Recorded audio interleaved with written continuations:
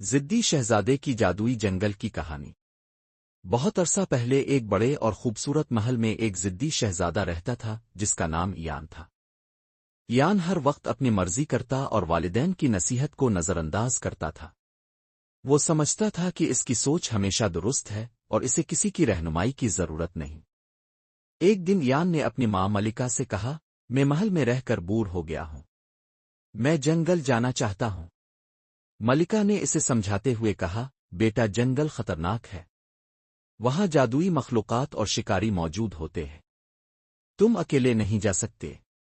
لیکن ایان نے یہ بات نظر انداز کی اور ضدی انداز میں بولا، مجھے کسی سے ڈر نہیں لگتا، میں اپنی حفاظت کر سکتا ہوں۔ اگلے دن ایان چپکے سے محل سے نکل کر جنگل کی طرف روانہ ہو گیا۔ جنگل بہت خوبصورت تھا، رنگ برنگے پھول، پرندوں کی چہچہاہٹ اور اونچے درخت ایان کو حیران کر رہے تھے۔ وہ خوشی سے اچھلتا کودتا آگے بڑھ رہا تھا۔ دیکھا، ماں غلط کہہ رہی تھی، یہاں تو کچھ بھی خطرناک نہیں، ایان نے خود سے کہا۔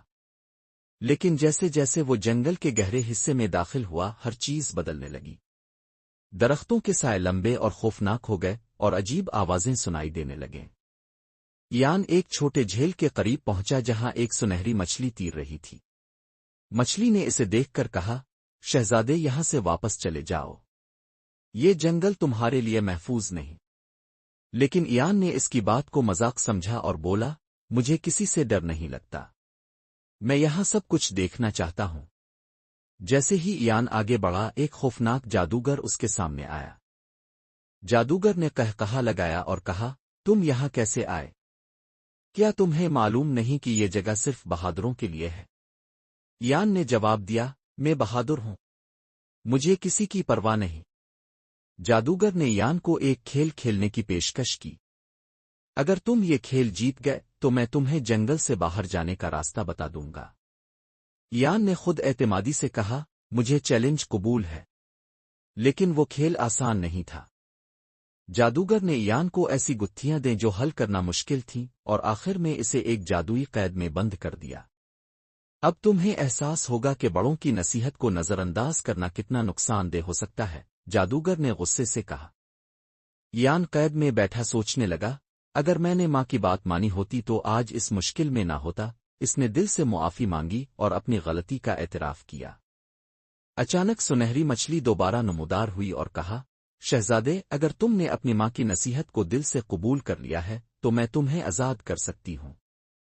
ایان نے عاجزی سے کہا، ہاں میں نے سیکھ لیا کہ والدین ہمیشہ ہماری بھلائی کے لیے مشورہ دیتے ہیں۔ مچھلی نے جادوئی پانی چھڑکا اور ایان آزاد ہو گیا۔ وہ فوراً جنگل سے باہر نکل آیا اور اپنے محل کی طرف دوڑنے لگا۔ جب ایان محل پہنچا تو اس نے ماں اور باپ سے معافی مانگی۔ اس نے وعدہ کیا کہ اب وہ کبھی ان کی بات نہیں ٹالے گا اور ان کے مشوروں پر عمل کرے گا۔ ملکہ نے مسکراتے ہوئے کہا، بیٹا ہم نے ہمیشہ تمہاری بھلائی کے لیے بات کی ہے، ہمیں خوشی ہے کہ تم نے اپنی غلطی تسلیم کی۔ ایان نے اس دن سے ضد چھوڑ دی اور ایک فرمانبردار بیٹا بن گیا۔ اس نے سمجھ لیا کہ والدین کی بات ماننا ہمیشہ کامیابی اور خوشی کا راستہ ہوتا ہے۔